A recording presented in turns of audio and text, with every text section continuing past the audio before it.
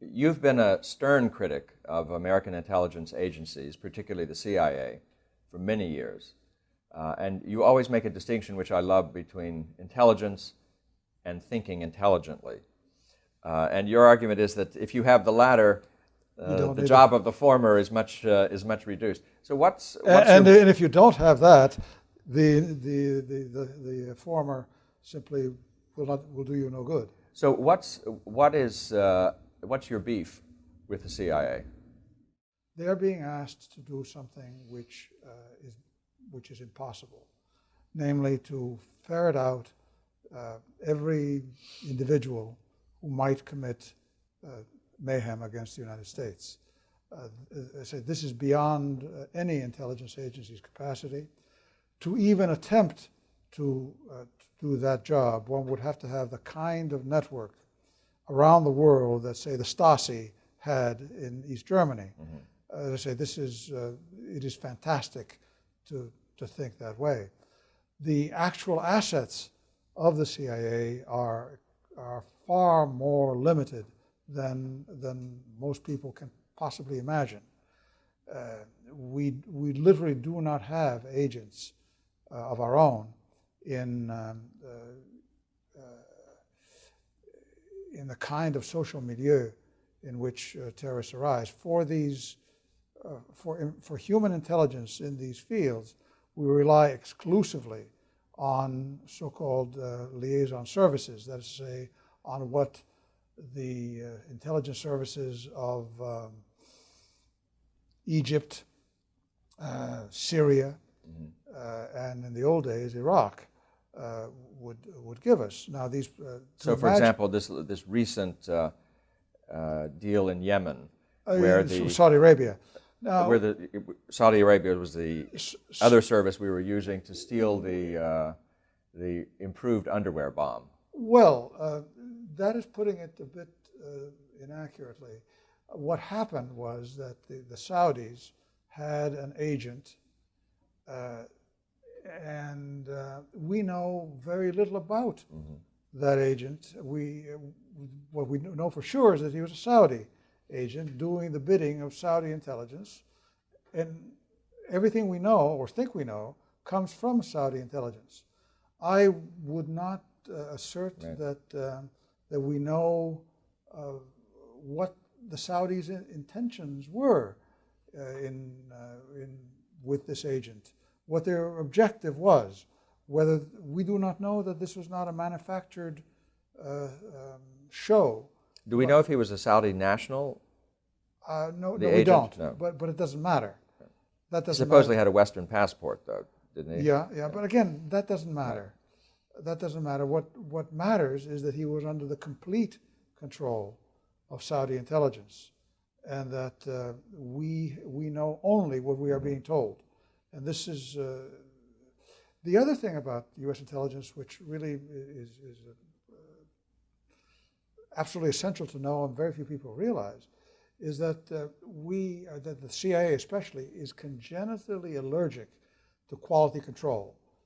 Quality control in the intelligence field is called counterintelligence. It means questioning your own operations. For example, on the 30th of December 2009, a man walked into a meeting with CIA officers, blew himself up, and killed 7 of them. Now, that man, that is not the most significant fact. The significant fact is that that very man had been supplying these people, had been supplying CIA, with targeting intelligence for the drones for the previous 18 months.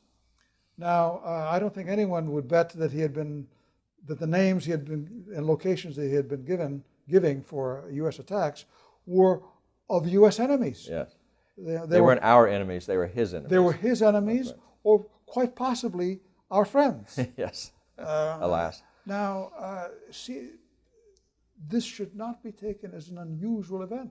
The unusual part of this is that the man lost his self-control and outed himself by killing. He would have done us far more harm if he had kept these people alive and continued feeding them his information. This is not unusual. This happens all the time, And when it doesn't happen, it isn't because of our doing. So, but the main point about intelligence and the so-called war on terror is that what they are being asked to do is, number one, impossible, and number two, irrelevant. Because by intelligent reasoning, by what we know for intelligence with a lowercase I, we know where the sources of terrorism are. And what about getting bin Laden? Because this is, again, the common sense and the establishment's counter to your argument would be, we got bin Laden. Bin Laden, his courier made a rookie mistake. He used his own cell phone to talk about his boss. Well, we got lucky, but we did exploit the information once we had it. Yeah. Yes. Well, not bad. I mean, you'd be stupid not to do that, but... Now, is the perennial problems, or is the perennial problem with the CIA and our intelligence service something connected to their intellectual formation, to their being a part of the ruling class in the sense in which you use the term? Look, or is it a deformation professionnelle? It certainly is the latter. It certainly is a deformation professionnelle. CIA has never, contrary to myth, has never really been terribly serious about its work. I spent 8 years on the staff of the Senate Intelligence Committee and made understanding of that business my constant preoccupation. You read the secret, top secret, no foreign, eyes only dispatches from various CIA stations. You compare them with ordinary Foreign Service reporting. Foreign Service reporting is better. It's you mean more intelligent, more intelligent, discerning? more in depth. There's more to it. There are more facts. There's an awful lot of pretense in that business. Now, the NSA is something else. Our communications intelligence is quite something else. But there too, there is a kind of bureaucratic deformation professionnelle. Most of our money for communications intelligence, for example, goes for the so-called big ear approach, taking in all communications and then using massive computer power to sort out the few grains that are interesting and not encrypted. Right. And that quantity has just been decreasing drastically. So computer power has been increasing massively to get out those diminishing returns. We have, however, made tremendous technical advances in targeted communications intelligence, i.e. bugging. We're much better at that than in years past. However, bugging requires targeting, and targeting requires profiling. And we don't do that. For example, Saudi Arabia.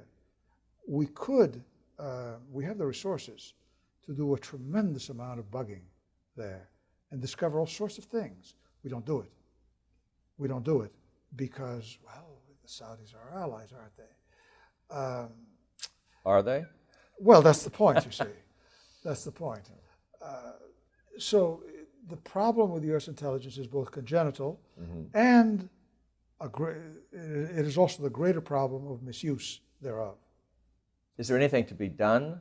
Yes, there's plenty to be done. Number one, rely far more on ordinary intelligence, on ordinary reasoning. That would read the newspapers. Read the newspapers. Read the newspapers. By the way, when U.S. officials are asked if they would, if they had to choose between the National Intelligence Daily, this highly classified thing that goes to the high and the mighty, the great and the wise, and reading the newspaper, they all choose reading the newspapers. They're far better. I mean, bad as they are, they're far better. Right. So that's number one. Number two, the watchword concerning intelligence ought to be, or intelligence with a capital I, ought to be, number one, quality control. Don't press for quantity of information. Press for quality, for a few for the few nuggets that you really need. Beware of putting off decisions because you don't have all the intelligence you need. Life doesn't give you that luxury. Right. You must act on what you know and let the chips fall where they may. But above all, a little intelligence to supplement intelligence with a lowercase I.